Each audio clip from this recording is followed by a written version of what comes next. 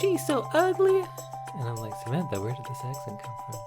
And you're like, she don't know me. That's the porch sit voice. When I sit on the porch, I talk like this. Cold today. Yep. Gonna be cold tomorrow. And then you take a big, long, sip of your beer. I imagine I had lemonade and a shotgun and an old hound dog. Oh, yeah. That's my idea of a porch. Yeah.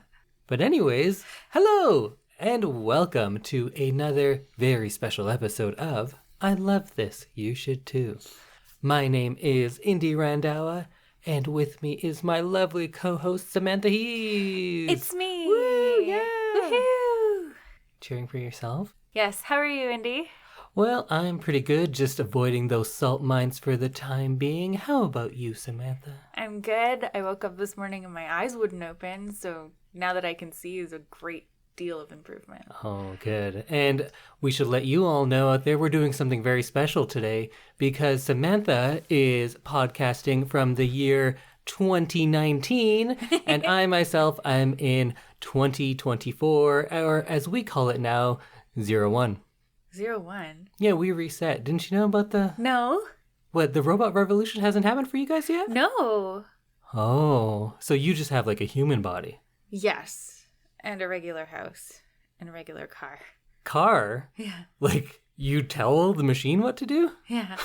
You guys, it's so crazy. Oh. Oh, and some other stuff happens in 2020 I was supposed to mention to you, but you know what? It'll come up later. I myself work in tandem with the robots after the revolution, so I do not have to toil in their salt mines. Rather, I've gotten my brain put into a robotic version of myself.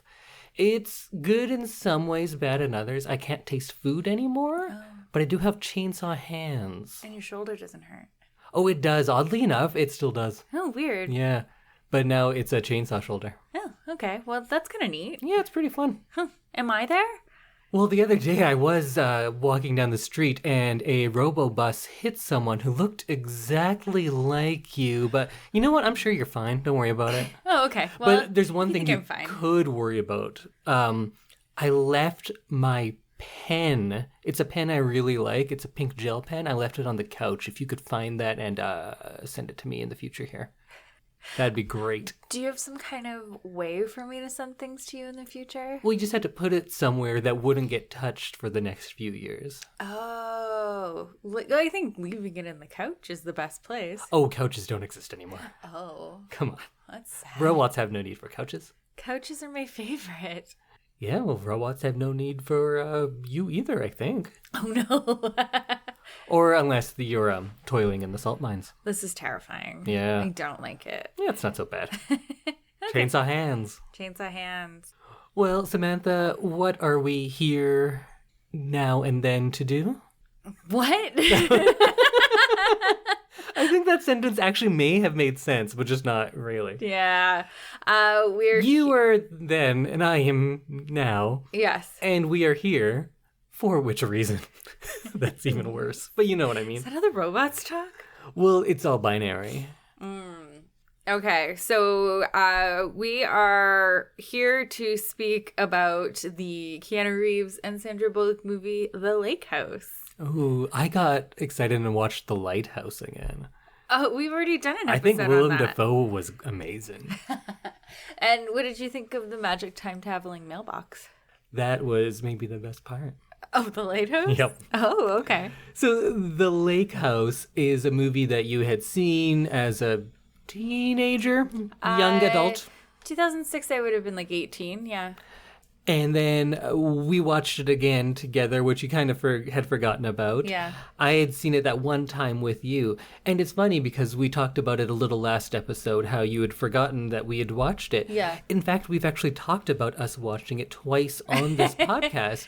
And it's especially funny because it was one of the movies that made us do this podcast. Right. Because you had never watched a movie for the sake of enjoying how bad it was. Right. And that was a new concept to you. Yes. So maybe I'll ask you first. I don't know if you ever loved this movie, but do you love it now? And Is it an earnest love or is it something different? I love how terrible it is. Yeah, and that's something kind of new for you. Yeah, it's definitely something that I've started being more familiar with since we started doing the podcast. I think it's something that I've come around to. I don't know if I love this as much as Burlesque. I think for a good, bad movie, Burlesque is more fun because it doesn't like lag as much because at least there's crazy things going on to look at always. While The Lake House is just as bad, but perhaps in different ways because this is more like nonsensical. Yeah. But it does get fun. It's not just a frustrating movie. I think it is fun bad. There are some moments that are pretty fun. But this movie, I have like more notes than I've ever taken for a movie, and I don't think that they make any sense.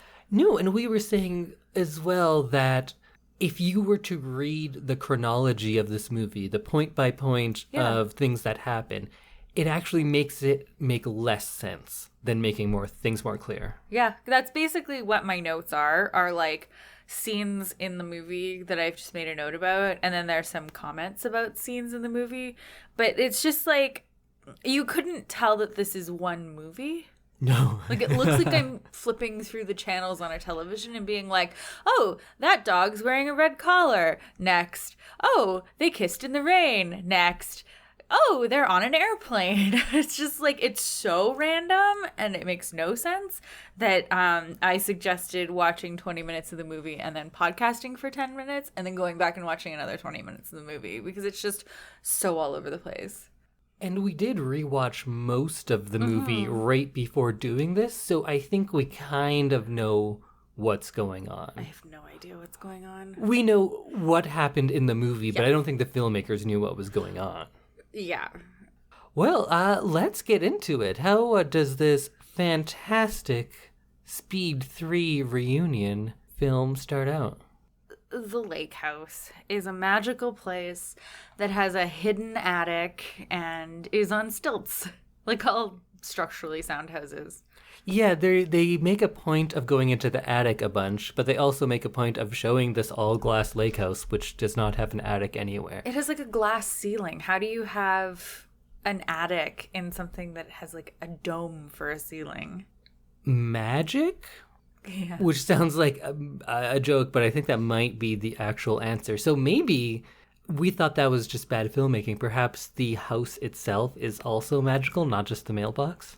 There's also no bathroom in that house. Oh, yeah. Huh.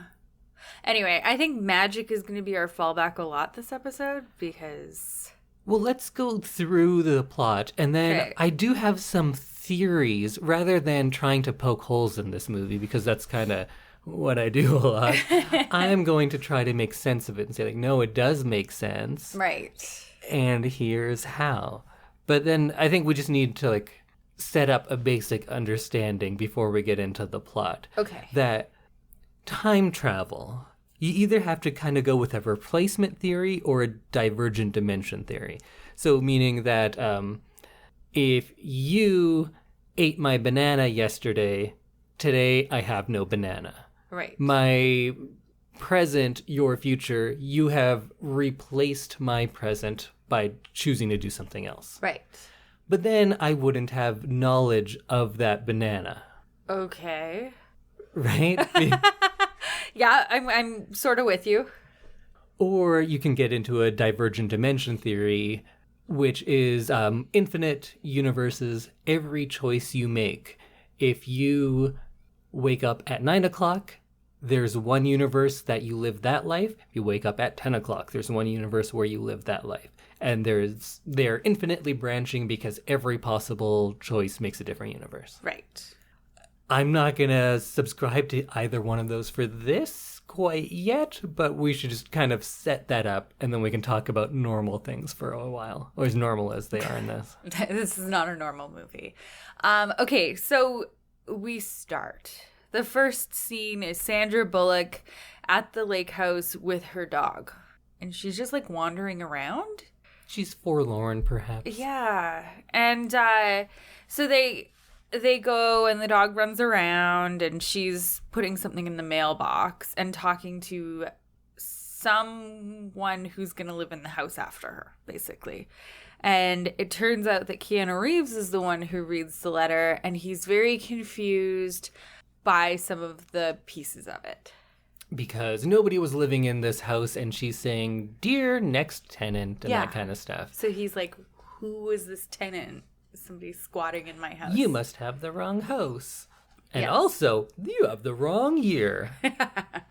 Because she dated it with the year. And she was very strange about it because she's like, later in a letter, she's like, it's 2006, just so you know. Ask anyone. It's been 2006 all year. Like, she's very, like, weirdly defensive about it, even though they've never mentioned time before. She just, like, snaps at him. So we start to see their lives kind of outside of the lake house. So we see Sandra Bullock is a doctor and she's working at a hospital. She's just starting. In Chicago. Keanu Reeves has a girlfriend who's... No. Wait, do you think they're together? Yeah. No way. Okay, maybe they're not like boyfriend and girlfriend, but I think that she is trying very hard to be his girlfriend. True. He has no interest in her at all. Yeah. Okay. So I think that it's like a girlfriend situation because she's trying very hard to like slot herself into that role. She wants to be, but he's not having any of it. Yes. So she's bothering him at the construction site with her spinach pie. And in a very bizarre scene, she's chasing him up a hill in her heels, and he just won't stop to say, like, hi, even. He's like, no, I got things to do. I am a architect, ? He seems like he's a construction foreman. He does, because he's out there in his, like, helmet ordering people around. And every day he's, like, in the dirt with the guys, which doesn't seem like what most architects do. Aren't architects in, like, offices? And for the most part, they'll visit the sites, sure. And just make sure they oversee. Yeah, they're the design part. In a lot of builds, I believe the architect is no longer involved once it starts building. Don't you, like, buy the plans, basically? Yeah, that I don't know why he would have, like, a hard hat and, like, a plaid shirt with work because he's an everyday and, guy. Yeah, it doesn't make a lot of sense. He drives an old pickup. He's Keanu. He is Keanu. There's also a lot of architects in romantic or romantic comedy films. Oh, really? So many guys are architects. Always guys. It's like a really desirable male lead job. I guess so. And I think it's also something that not many people have a lot of familiarity with. Right. So when they talk their architecture jargon in this, people can just be like, oh, yeah. And who knows, they may be able to just, like, take off of work for 3 hours in the middle of the day to, do a romantic scene. I don't know much about architects, but I actually love architecture and I read a lot of architecture books. So I can tell you, I think about 50% of what they say architecturally speaking is coherent. Huh. Interesting. So it's not bad. Oh, okay. So we find out that Keanu Reeves comes from a long line of architects. Yep. His dad is an architect. His brother? Is that his brother? Yes. Yeah. So his brother's an architect, and they're just a big family of architects. Apparently, that's a job you pass down through the generations. And then when they're speaking to each other, they talk about their jobs, and also they admit, like, hey, this is time travel. We're 2 years apart. Yes. Very early on in the movie. Yeah, and there isn't any, like, what? Nobody, like, I feel like that's something that you would admit, and then immediately, like, someone would get freaked out about it and maybe stop writing for a bit. And I'm going to do something seemingly unlike me. Mm-hmm. I have no problem with it. Okay. When they're like, oh, this mailbox transports things 2 years into the past or future. And the fact that they're just like, oh, okay. Cool. I don't mind that because everyone is kind of like that. He tells his brother, and his brother kind of makes fun of him a little. Not because of the time travel, but like because it's a girl that he's talking to. Yeah. It's like, oh, how's your past girl? How's that going? Or future girl? Future girl. She's a future in girl. 2006, yeah. And same with the mom. Her mom is very accepting about this past man. Yeah. She's just like, well, it's a man, so you should lock that down. We're 2 years apart, and she's like, it's like details. Yeah. Who cares? The space-time continuum is details to her. Yeah, she's like, that's small in the grand scheme of you finding a man and living happily ever after. But overall, I don't have a problem with mailbox is time travel. Okay. Because that's a conceit they put in the movie, and I feel like if I can suspend the disbelief of people singing in a musical or superheroes in an Avengers movie, I can go along with this, as long as they set up their rules and adhere to those rules. Right. So that's where I have a problem with this, because it makes no sense. No. Even in the sense of time traveling mailboxes, it makes no sense. Right. And because, like, to jump ahead, they have, like, full-on what would be, like, text conversations. Yeah, they prompt each other. Yeah. Like, if I was saying, well, this one time... And I'd be like, what time? Tell me about this. Well, I guess it all started when, and it's like a back and forth, one Yeah. word at a time, but we'll get into how the mailbox works. But I guess what I'm saying is I don't know how magic mailboxes work, so I'm fine with all that stuff, but I do know how letters work, and I do know how cause and effect works. Yes, and so that's how where I have an issue. location works, because they'd have to drive out of town every single time they were sending one single thought, Yes. and that bothers She me. must have been just driving all day long. Yeah. Every day. And she's saying she works like 26-hour shifts at one point. Yeah, because she's a doctor. You know how they could have solved all of this? Set the movie at Christmas time. Right. In the opening scene, an old man with a white beard and the dog come up and they leave a little present in the mailbox, and then the mailbox sparkles. Then it's Christmas magic, and it's not time travel, and we can just be like, sure, yeah, this makes sense, Christmas magic, whatever. Yeah. But And they don't maybe do she that. has some Christmas holidays or something, because it doesn't make any sense that she's, like, going along in her life and only sending, like, 4 words per letter. So, yeah, in this movie, you kind of have to take the time travel as, like, okay, well, it's time travel. So And they moving all on. accept it, so we Yeah. can just move on. Everyone's fine with it. Nobody's like, what is going on? And, like, magic or witchcraft or, like, something really shocking. They're just like, oh, okay, so I can talk to somebody through a magic mailbox. I've literally seen letters appear in it. Moving on. Yeah. Okay. And then when they're telling each other about themselves, I love when she says, I'm a doctor dedicated to healing the sick. Yeah. And he's like, I'm an architect. I build things. The dialogue, if you want to call it dialogue, but it's all voiceover essentially, is very bad. Yeah, It's very poorly written. it is. It sounds real dumb. It is. And some of the, like, words they use to describe themselves just make, like, Oh, the descriptions of people? nobody talks like that. Oh, Samantha, you would say that with your unguarded eyes. He looked at me soulfully. And then very early on, she's like, here, I'll prove that I'm in the future. You're going to get a big snowstorm today because my dog hated it 2 years ago when that happened. Dogs in 2 places. Yeah. One time. We'll get back to that, though. And, like, you're gonna get sick. And she sends him a scarf because, like, everyone got sick this year. But although he's already in the 10 minutes of this movie said, I don't get sick twice. Yeah. So what's going to happen? Maybe my favorite scene of the whole movie where he gets the scarf. So you can send scarves through it. Yes, you can Not send books, items. certain books. Certain books. Not mass-produced paperbacks. No. But artsy books you can send. Artsy books you And can send. scarves. But yeah, mass-produced paperbacks are not able to go through the mailbox. So she says, it's going to snow. And he's like, no, it'll never snow. And I never get sick. And then he gets out his scarf and magic snow appears. And then we get this kung fu zoom into Keanu's face. And he's like, Yeah. what? And then he's so he does confused, and the then best sneeze in cinematic history. It's the most aggressive, overacted sneeze I've ever seen, and I love it. It's like a sneeze from an Archie comic strip. Yeah. When he says, because he literally says, "Ha-choo!" Yeah. It's pretty good. So this doctor believes that cold weather instantly gives you a cold. Which is not how medicine works at No. all. But then she turns out to be right. So Yeah. it's fine.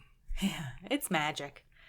Then we get the reveal that they both have the same dog. Right. So the dog can time travel? Yes. Does the dog go in the mailbox?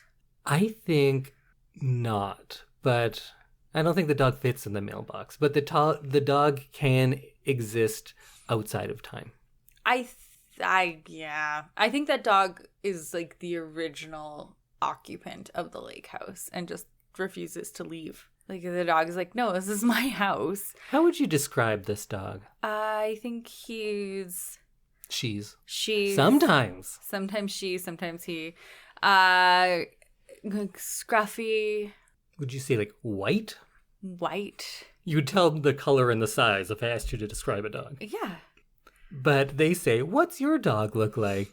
And she says, she has sad eyes and sleeps like a person. And then he's like, yep, same dog. And I'd be like, look at this blondish white dog with kind of scraggly fur and long legs. 70 pounds, curly white fur. And then the person would be like, oh yeah, same dog. Yeah. Not sad eyes and sleeps like a person. The dog does not sleep like a person. No.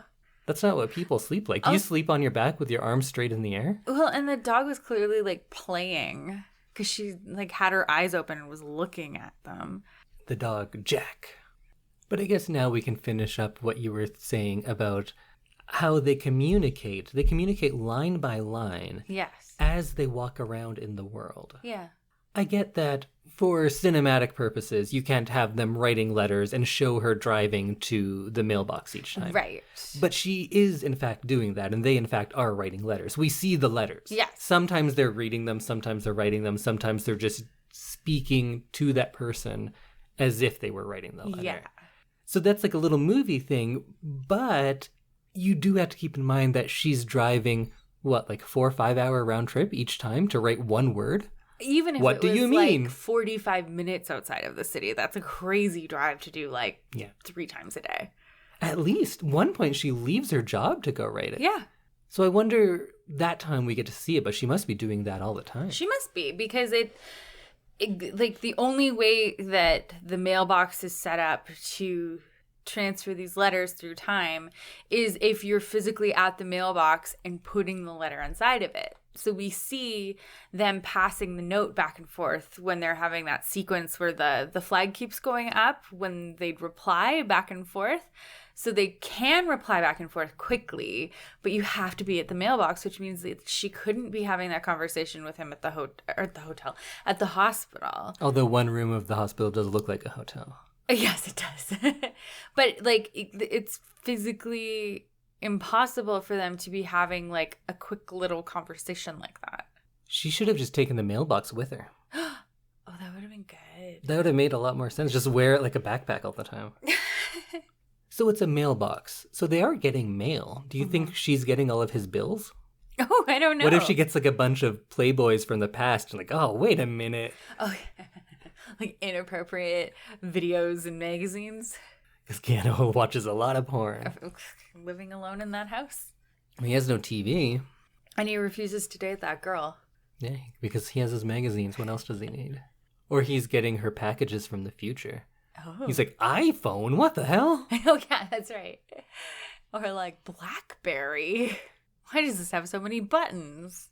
Like, you could have solved it by just not making it the mailbox. Mm-hmm. Perhaps they have a notepad that when you close it and you open it, you can see what the other person wrote. Like a journal and then or that something. could come with Yeah. them. And there's like 2 identical, but it's the same one, but exists in 2 times. Right.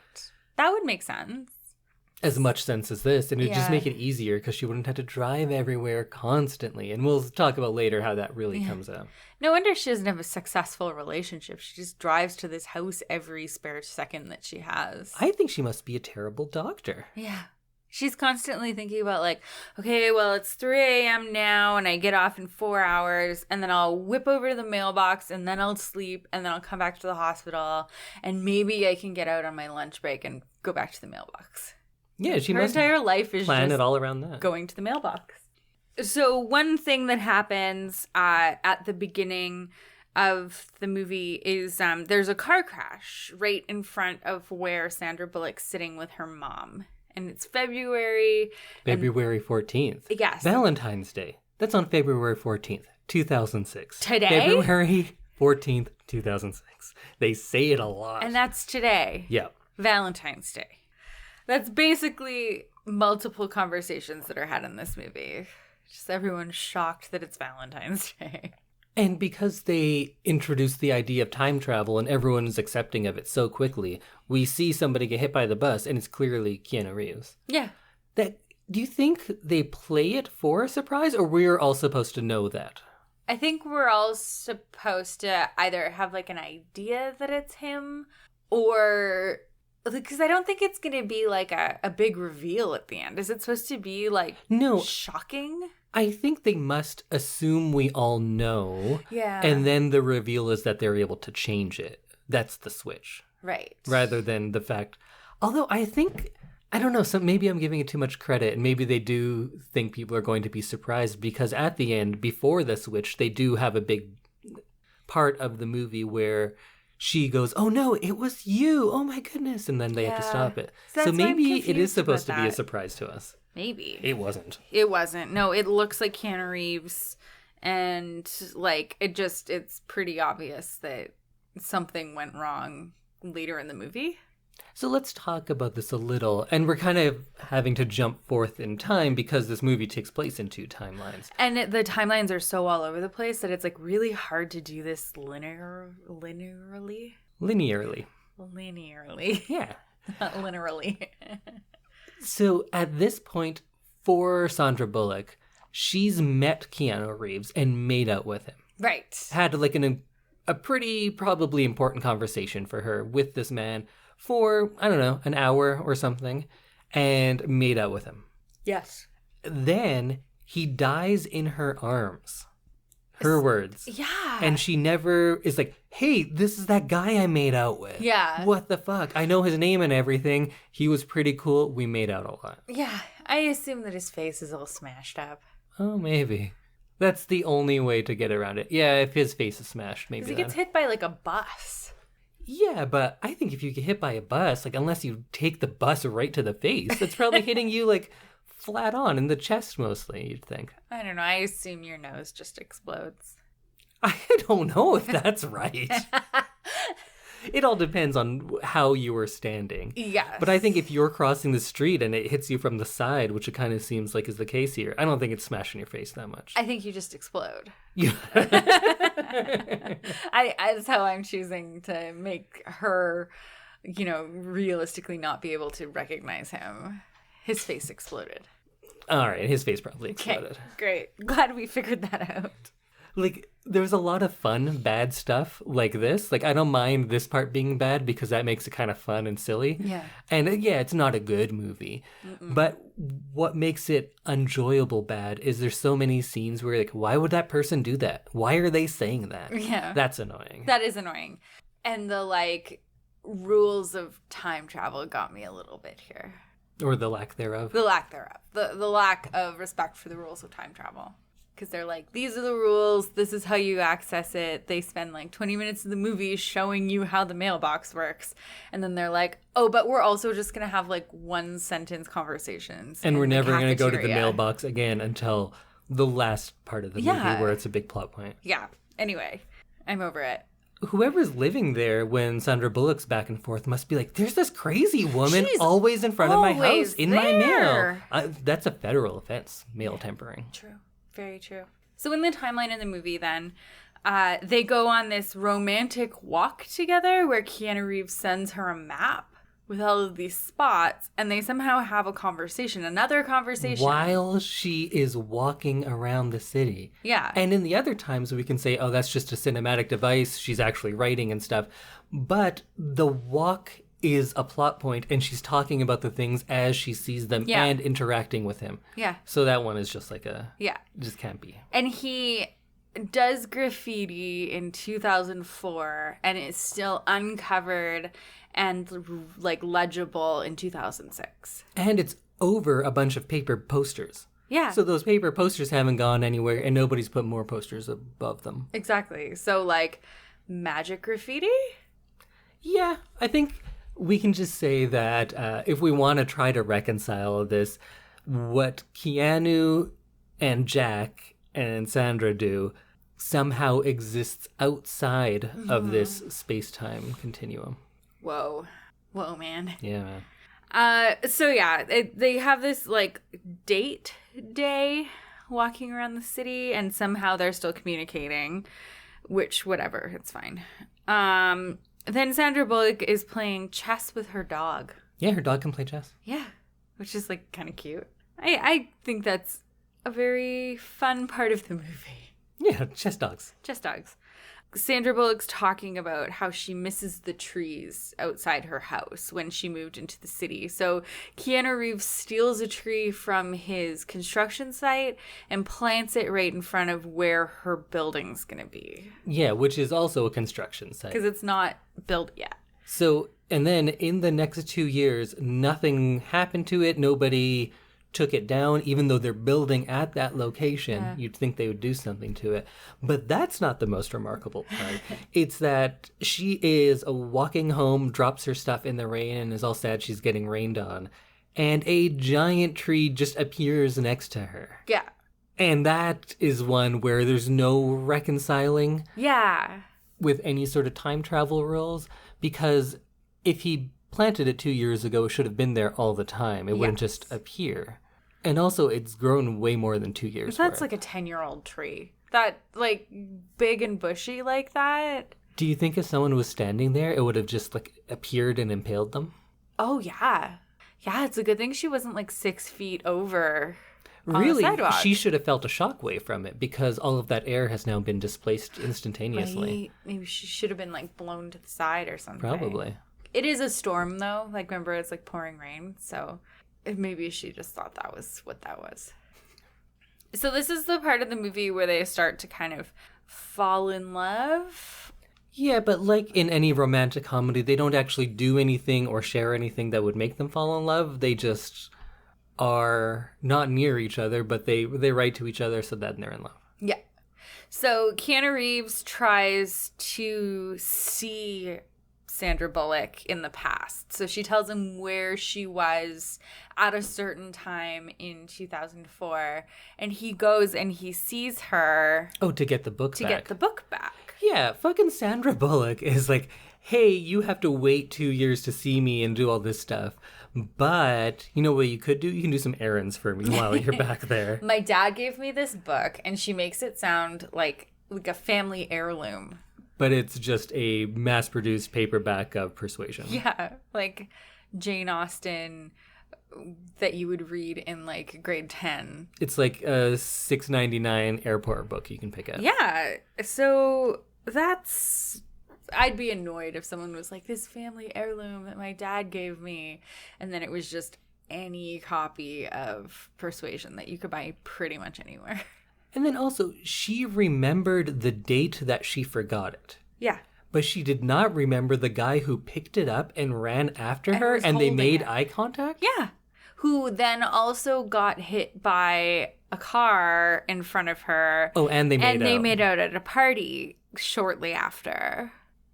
This is dumb. And she says, like, oh, I was having such a bad hair year then, which is the best her hair looks in this entire movie, because it looks terrible. And Sandra Bullock's, like, beautiful. Oh, right? She's gorgeous. But she has, like, a mullet throughout the movie. Except for in the flashback scenes when they make a Keanu point of Reeves' saying time. It's bad. But she has, like, shoulder-length, brown, wavy hair with, like, actual bangs that look like she looks pretty good. She has unguarded eyes. I think the line is like, how do you know it was me? And then he says, brown hair, unguarded eyes. Yeah. And she interrupts him. Yeah. Interrupts him in a letter and says, okay, that's me. Like, she hears that all the time. Everyone's telling her, like, oh hey, you have those real unguarded eyes, huh? Yeah. And she's like, yeah, I get it all the time. Love how unguarded your eyes are. So then this book, I think we kind of had to jump up a little bit because books can go through the mailbox. Yes. We'll see an architecture book go through there. Scarves can go through a mailbox. Mm-hmm. He writes her saying, one day, somehow, I'll get this book back to you. Just stick it in the mailbox. Put it in the fucking mailbox. You were at the mailbox.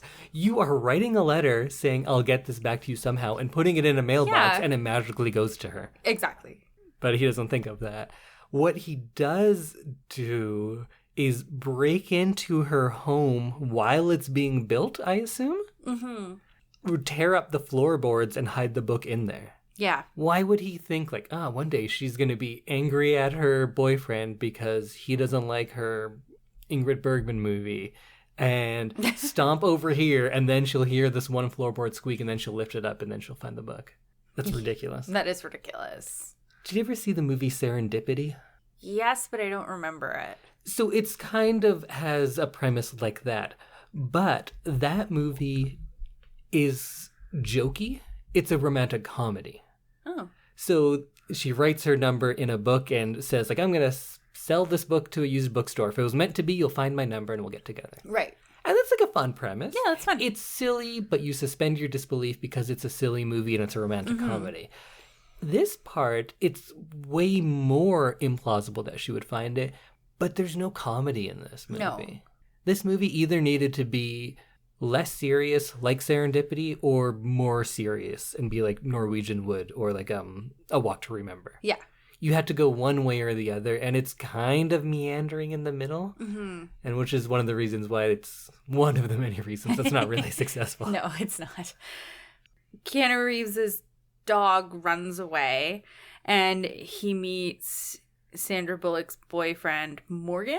Yes, and they're on and off again a lot, and it really complicates things because it's hard to remember where they are. Yes, if they're broken up, if they've like gotten together yet, if they've lived together yet, if they are just dating. Because it seems like at one point he's just visits her when he's in the city. Yeah, I think that's after they've broken up, but he's trying to get back together with her. Okay. And eventually he's successful, and they do live in some apartment together. And then they get the lake house. I'm unclear on a lot of this. Me too. That's what makes this movie so confusing, is because there's like so many on again, off again things happening that it's just... And you can change the past and the present and the future. Yes, so none of it really makes a lot of sense. But Keanu helps Morgan Price walk beer into the house, and then he forgets about his not girlfriend who is chasing after him. who is currently running as well. Yeah. And he's like, oh, hey, and like strikes up a conversation. And then Morgan Price invites them to his girlfriend Kate's birthday party. It's funny how many times Morgan comments on her boots and like, oh, hey there. Like they're supposed to be flirting, I think. Yeah. But it goes nowhere and it's not a thing anywhere. Yes, it's a very strange interaction because Keanu gets Sandra Bullock kind of by herself in the yard, and he's like, have you read Persuasion? And then she gets upset and is like, why would you ask me that? Why would you even bring that up? And like, it's very strange the way she reacts. Especially in a movie when so many people say things out of nowhere that they have no business knowing anything about. Yeah.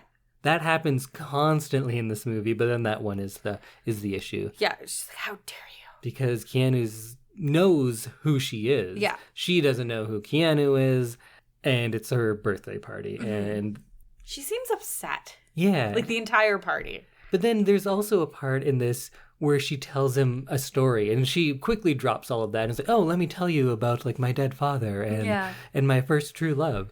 And she's saying like, oh, and I did this, and I moved to San Francisco, and I was going to be a singer. I had a great voice. Yeah. And then 20-ish seconds later, he goes like, oh, do you like to sing? You should sing this. And she's like, I don't sing. I would never sing. Yeah.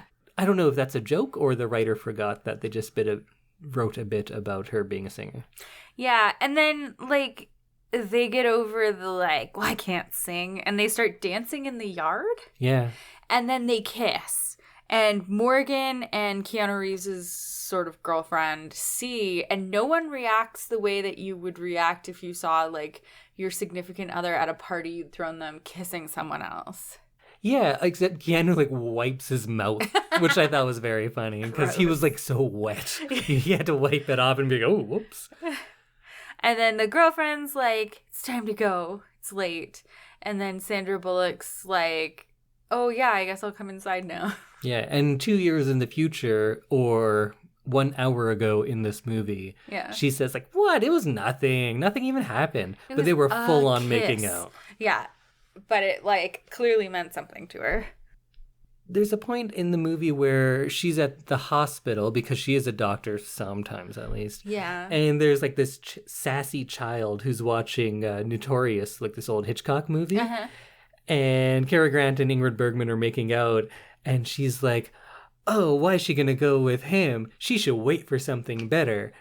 And remember in, I think it was Sisterhood of the Traveling Pants, when I'm like, there's always a sick kid, but they're like precocious and wise beyond their years. Yes. That kid is just in this movie as well. Yeah. And they're always the one who like snaps the main character into realizing their kind of destiny. Yeah.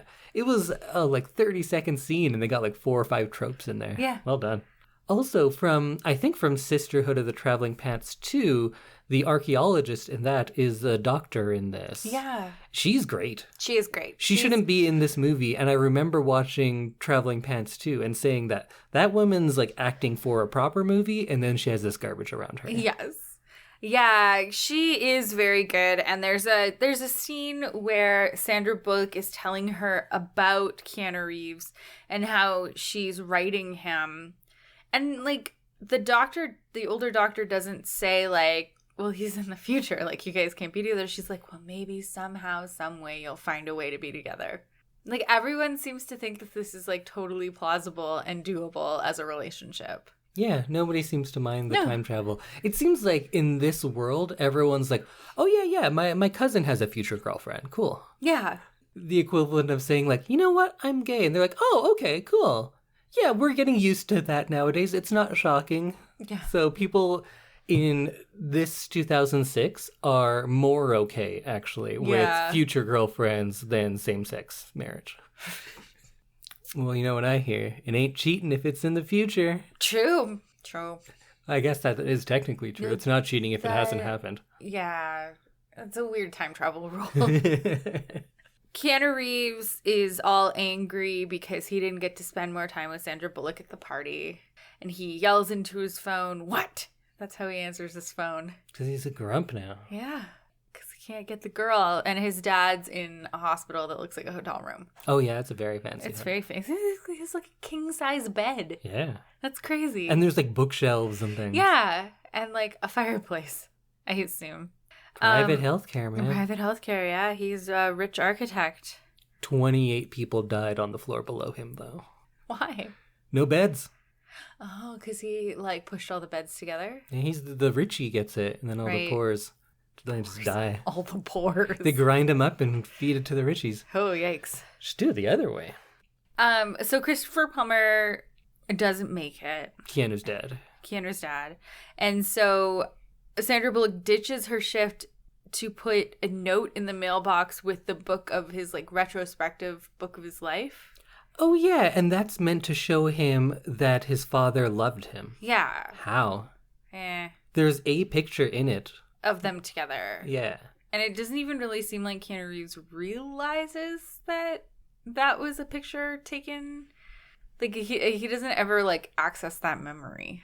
No, but he reads it and goes like, oh, I'm included in this. And the picture, the caption says something like, whatever his name is, and son near such and such home. That's it. It doesn't say like dedicated to my son who I always loved. It doesn't say like, oh, and his son is carrying on the family name. Yeah. It doesn't say anything like that. It just says, and that's son him. At their project. Yeah. Yeah. And then from that, he takes away like, oh, he did love me. Because he acknowledged my existence once. Yeah. So Keanu cries very dramatically about his dad. So you mentioned when we were watching it this time that you didn't think Keanu was a good actor in this. I was being kind of sarcastic, yeah. But or do you think he's good? I think because I know you love. I love Reeves. Keanu Reeves. I really like Keanu Reeves. I think he's very good in many things. It just seems a little over the top here. In this movie, as a whole, do you think he's good in this? I think he's fine. I don't think he is. I think he's not good. Oh, okay. I don't think Keanu is great when he plays a romantic lead. Huh. And you'd think, like, why not? He's like a dashing guy. He should be good for it. Because most of the time, your romantic lead in a movie is supposed to be a rather normal, down-to-earth guy. Mm-hmm. And I love Keanu, but I wouldn't say that he is great at playing, like, the everyday guy. Like, you don't cast him as, like, oh, he's the next-door neighbor who shows up to the barbecue. Right. That's not a role for him. Everyday people are not roles for Keanu Reeves. I just don't... It's funny to say, like, he doesn't have that range. He doesn't have average range. I go back and actually watched all the Bill and Ted's not too long ago. I think he's hilarious. Like, as a teenager playing that huge caricature, I think he's very funny. I think he needs to have, like... a cool trench coat and at least 2 guns. And then he's fantastic. He's so good in those things. In the action movies, he's great as that surfer caricature. He's very funny, as we saw in Always Be My Maybe. And he's a great blank slate, which sounds like an insult, but I think it is actually like a good talent to have in things like The Matrix. Like, he doesn't have a personality in that. No, it's all like facial expressions and body acting. But I don't think he has a personality in this either. Like, if you told me this guy then goes on to be Neo, I'd be like, yeah, there's nothing that shows me he wouldn't be. Like, this, who is this character? Tell me things about his personality. He's an architect. No, personality. He's a time-traveling mailbox. Personality.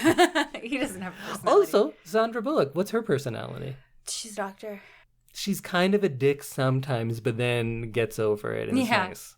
And has a dog. I think Keanu is weirder than this movie allows for. Maybe not weirder. He's not average enough. Right. He can't play average. Yeah. And that's not bad. Because like Brad Pitt can be like your dashing lead male, but he can also play like an everyday guy enough to be a romantic lead. Yeah.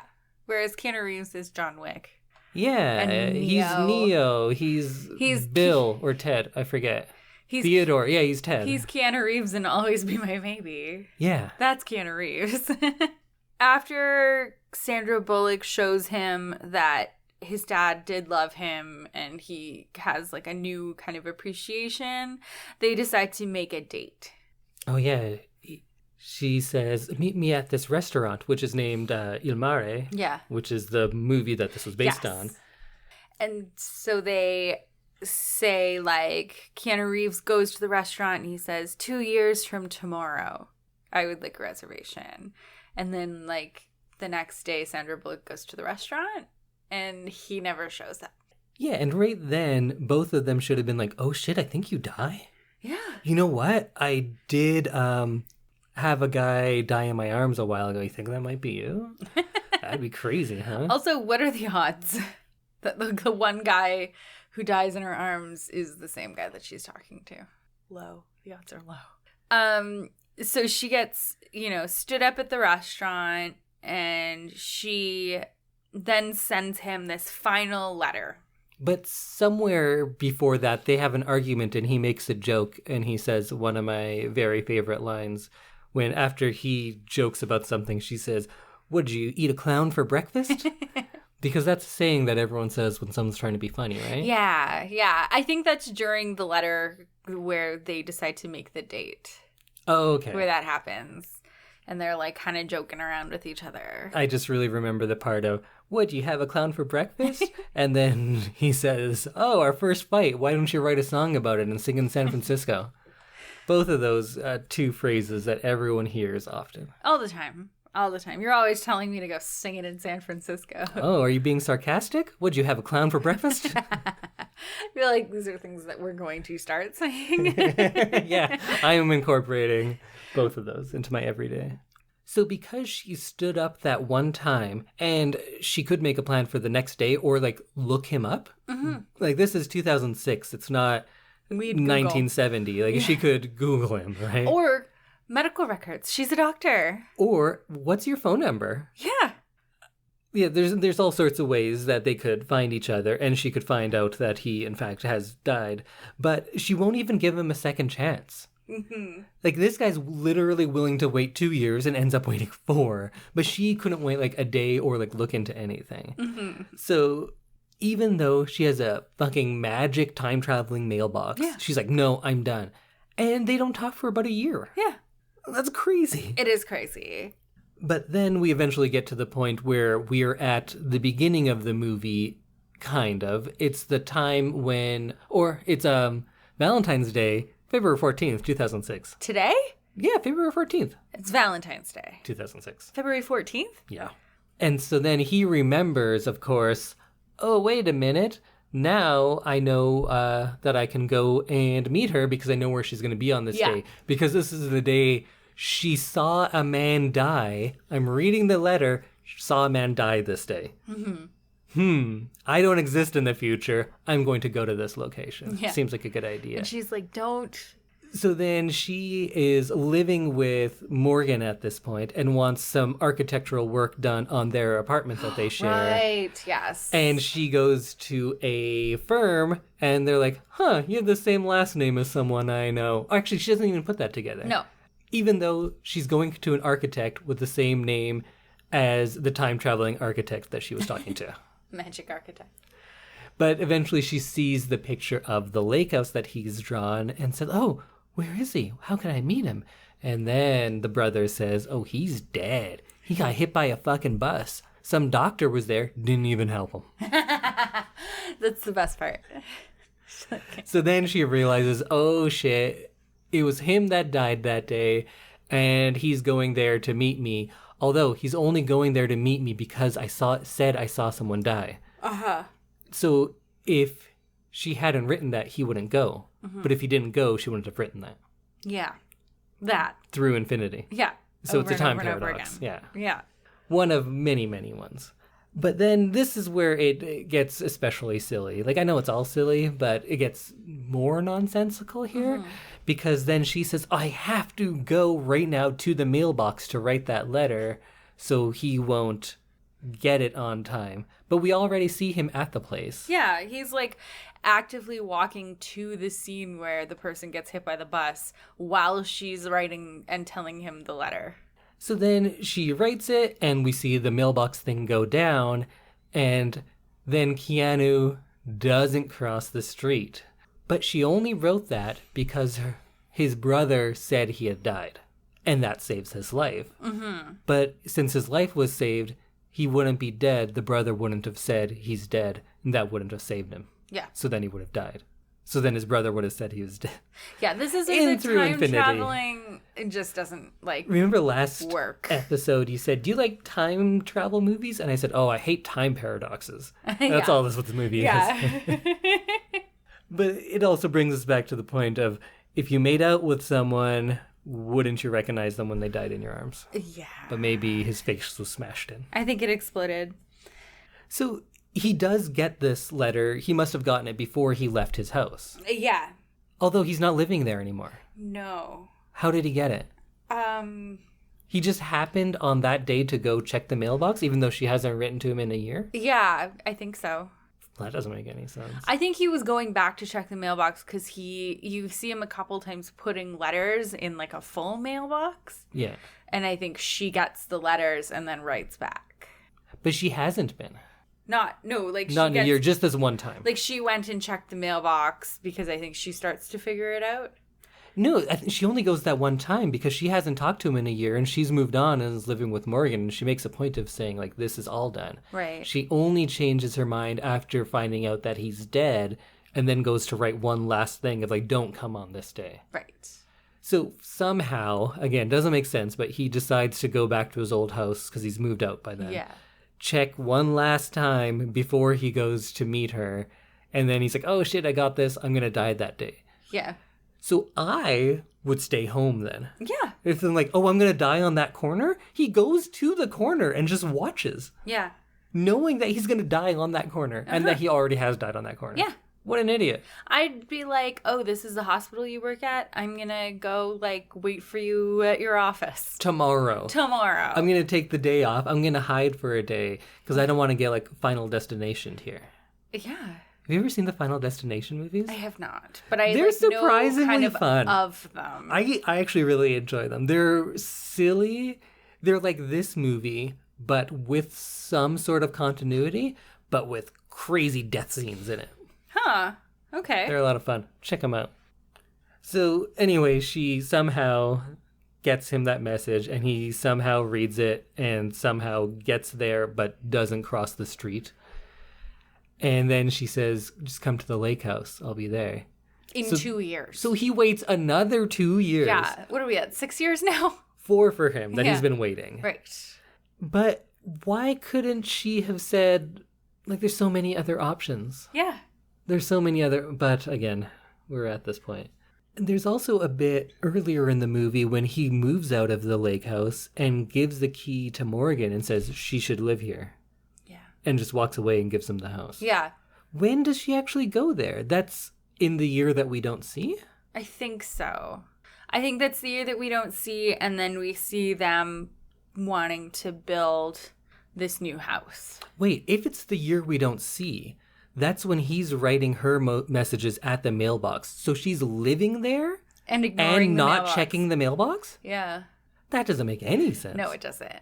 I don't really understand when she lives at the lake house. Me neither. And maybe that part does check out somewhere, but I don't know. Yeah.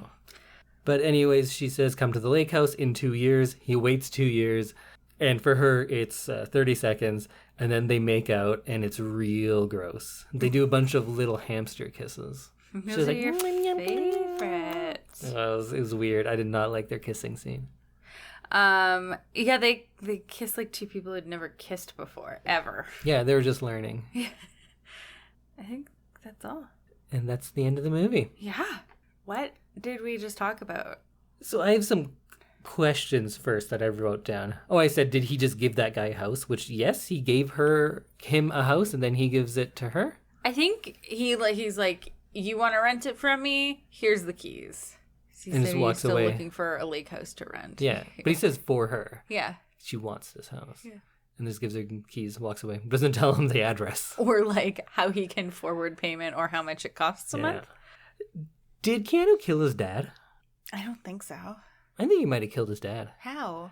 So a few hours before he dies, that day at some point, well into the evening, Keanu comes in and says, oh, I snuck this past the nurses. And it's coffee. And so he's not supposed to have coffee. And then he goes, is it decaf? He's like, no. And he's like, oh, nice. So he drinks this giant coffee that he's not supposed to have. And then he dies.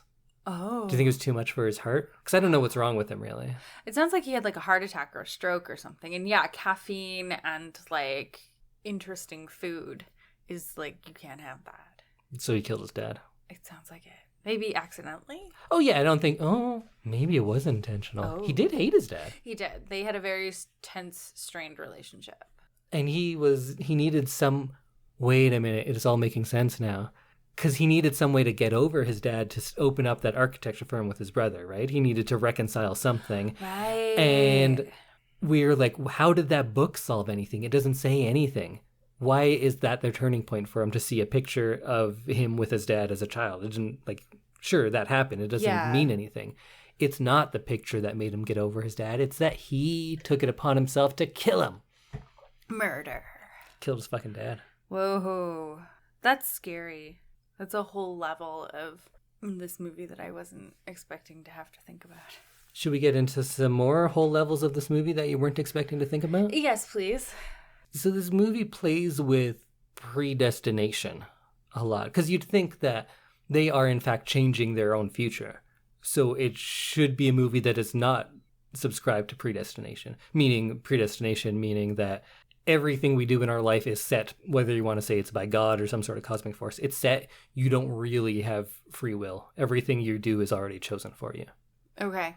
So in this movie, it seems like this subscribes to predestination because, like, with the tree is a step outside of that. Mm-hmm. So these three individuals, Keanu, Sandra, and Jack the dog, have some sort of supernatural power that they can step out of it.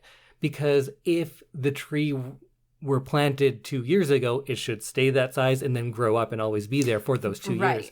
But since it came outside of it, there was predestined to not be a tree there. So that's why it didn't grow the whole time. It's because Keanu has some sort of godlike power and is outside of time that he was able to put it there, and then it just appears. Because in this world, predestination is a thing, but these three are able to step outside of it. Wow. I think, right? Because that would make sense. It's stupid. It's stupid, but it makes sense for this movie. Yeah. Do you have any theories about how to solve all of these problems? I think your idea of having it be like a magic journal or like a notebook would make all of their like ability to talk make more sense. Oh yeah, that would make it a better movie and make more sense. Gets me is like the lack of sense behind how they actually communicate. Yeah. It's less about the time travel parallels and everything and more about like how do they have these quick little conversations? Yeah, that doesn't make any sense. But I meant more Do you have any theories that we could put on this movie to make it make sense? No, you're better at theories than I am. Well, then if I may. So let's ignore Sandra Bullock's whole timeline for the time being. Right. So Keanu Reeves is a very lonely guy. He's an architect. He can't really get along with any woman, even though there's someone who's pursuing him. And then one day, he's hit by a bus. Yes. As he's dying, he sees this woman come try to save him. So in his last few moments of consciousness, maybe it's 5 seconds, maybe it's just a minute, whatever it is, he lives these 4 years, and in his mind, he's trying to reconcile his failed life, his wasted life, how he never fell in love, he never made up with his dad, he never built the house and stuff that he wanted to. So in these last minutes of his brain being alive, he creates this whole thing because he sees this woman trying to save him. Yeah. And then says, like, his mind thinks, like, how can we attribute more meaning to this? How can this woman save me and change me? Mm-hmm. So in his fantasy, none of this actually happens. It's in the mind of a dying man. He's able to get the house he wants, change it how he wants, figure out things with his dad, open up his dream job with his brother, because now he's going to be alive at the end. Oh. And he's able to live all because of the things this woman did. Right. And of course, he's already lived his life, so he knows, like, his mind knows it can't go back. So it invents this whole time travel thing. And in his mind, right before he dies, he gets what he wants most. He gets this woman who saves his life, and he's not dying right now. But, of course, that's not real, and he does die. Oh, man. Huh. That would definitely work better. I wish the last shot of the movie, we just get to see him, like, bleeding on the street, and then he smiles, and then his eyes close. Oh, God. That would definitely be dramatic and a very different way for this movie to end. That would make a little bit more sense. Okay, I got another one. Oh, God, okay. Now they're coming to me. So, let's ignore Keanu's life for now. So, Sandra Bullock is a new doctor. I think it's her first day on the job. Oh. Right? Well, the day he dies? The bus her stop? first day at this hospital. Yeah, being like a full-fledged, because she was doing her residency before. Yes. Now she's like a real full doctor at a attendant? I don't know what it is. Yeah. She's a real doctor now. Yeah. It's her first day on this job, her dream job. Yeah. Why would she have this dream job? Because she wants to save people. That's what she believes she was put in the world to do. She even says, I'm a doctor, I save people? What was that stupid line? I cure sick people. Something like that. Or I cure the sick. Yeah, I care for... But anyway, that's what she wants to be. So then it's her first day. Uh-huh. You'd think she's achieved everything. Yeah. And then on the way home from work or after work, whatever it is, a man's hit by a bus. Sandra Bullock is like, I can save him. I'm a doctor. I can do anything. I'd finally achieved my dreams. So she goes and she tries to save him, but she can't. This guy dies, right? Mm-hmm. And for a doctor, we even see in the movie, she's broken up about it. Yeah. And she's like an ER doctor, isn't she? She's an internal medicine doctor. Okay. But I know it's got to be hard for anyone to see someone die, but you'd think that it wouldn't affect her that much. Mm-hmm. But either way, maybe this is one of the first times she's lost someone. Maybe. So it hits her hard. And she's losing faith in herself as a person or as a doctor. So she starts making up this whole story in her mind. So after we see her dealing with the death and taking it hard, we see that in the movie. Mm-hmm. Everything after that, she's in an institution thinking about all of this. To try to make some sort of sense into how she couldn't save this person and how her whole life has been leading up to saving people, and then when it really matters, she couldn't do it. So she's so broken up that she creates this whole backstory for this guy. She becomes obsessed, and in her mind, she's like, well, how could I have saved him? And she doesn't get do-overs, right? So she creates this whole time travel thing. Mm-hmm. And in doing so, she's able to effectively save this Keanu Reeves, who she never meets. It was just a guy on the street that died in front of her. But the rest of the movie is just her brain trying to help itself, saying like, no, you could save him. You're not worthless. You can save someone. Yeah. You like that one? I like that one too, actually. Or he's an actual ghost and he's haunting her. I like that too. That probably doesn't hold up as well. No, I think the other ones are better. Or what about like that whole missing year? The guy is dead. Mm-hmm. But in that missing year, we don't see it's her becoming so obsessed with him that she finds out all about his life. She hires the brother. She buys the father's books. She even starts renting and living in his house. Yeah. But he's dead. She's just like so obsessed after She's this. trying to like reconnect. She's trying to bring him back to life through all of these actions. Right. And she's trying to feel closer to him, even though he's dead. See, then the movie makes sense. He's dead the whole time. Yeah. You gotta sixth sense it. Yeah. Or if he faked his own death. Like at the beginning, she really did see this guy she thinks die, but he was like faking it the whole time. Right. So that's why he's like being all elusive this whole time and saying like, oh yeah, we can't just meet up, you can't just call, because he faked his own death. So when they finally go to meet, he's probably gonna kill her. Murder. Yeah. That's crazy. Well, I think you just wrote like 6 really good movies. Do you want to know what I think is the real answer? Yes. I think that Jack did it all. Jack? Jack the dog. Oh! Like Jack Jack murdered everybody? No. Nobody's dead. Oh. It's time travel as we see it. But for all of these things to work, because there's so many paradoxes, you have to have some sort of godlike creature outside that can be outside of causality, outside of space and time. And what is God spelled backwards? Jack? Dog. It's dog. Yeah.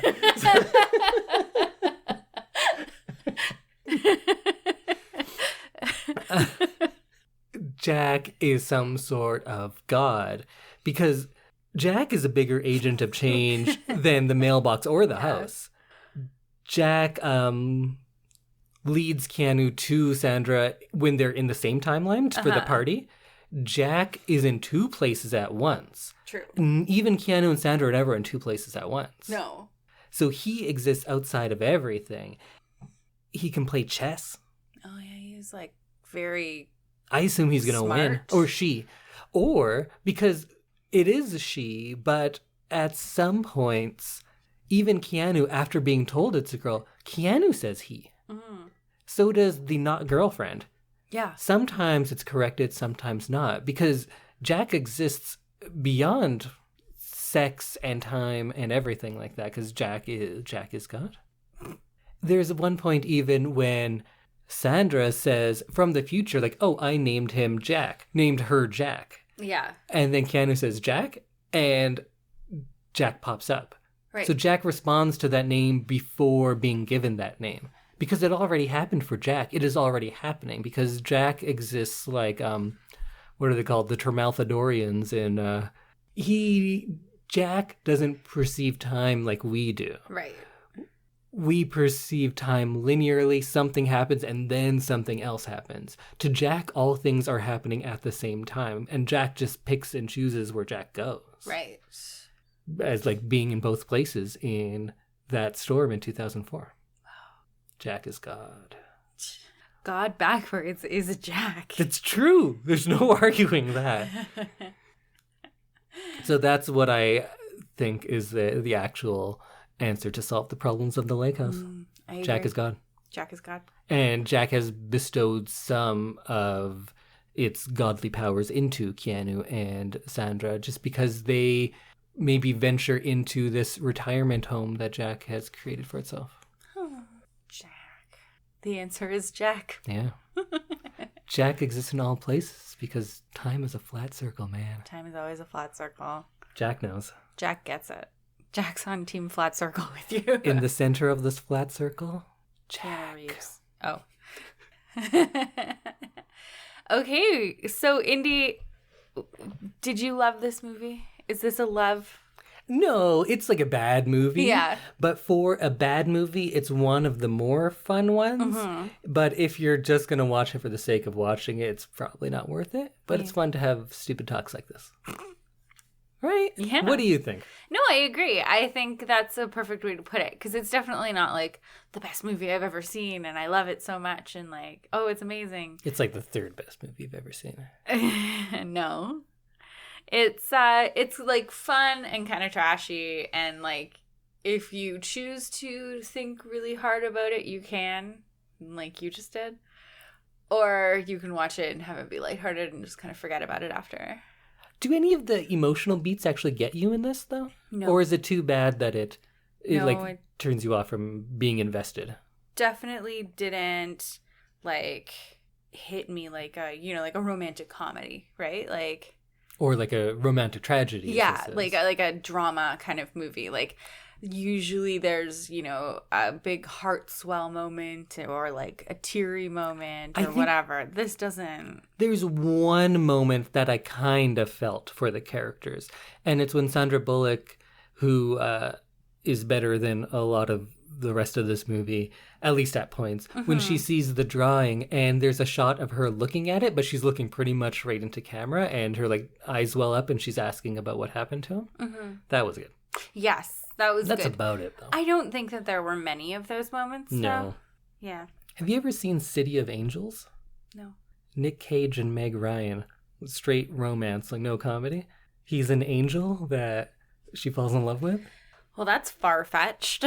But so I saw this, I don't know when it came out. I was like 15 or 16. I think it's good. Oh. I was 15 though. Okay.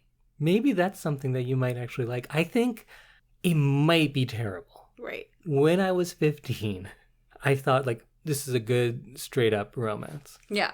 Like fantasy element, but that has some cohesive plot and character stuff, unlike this one.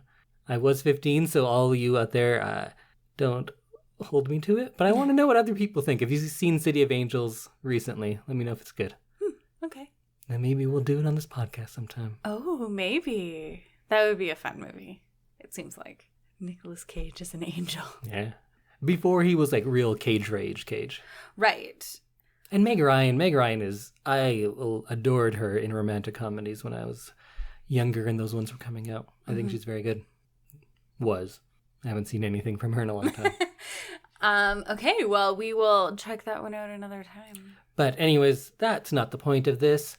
So where can people reach out to us if they want to tell us all about the lake house, the lighthouse, City of Angels, our robot overlords? I mean, forget that last one. Huh? Yeah, don't worry about it. Okay.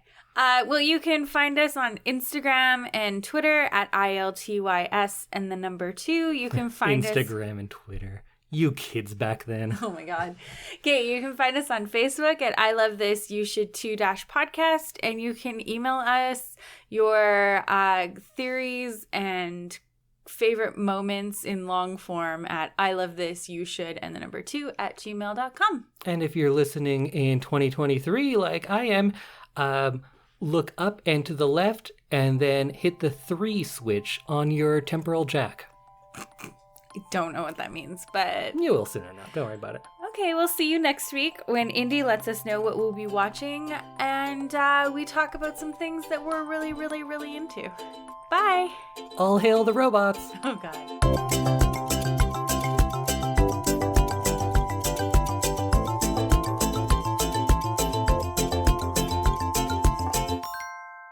This year, 2006. What? Whoa. Yeah.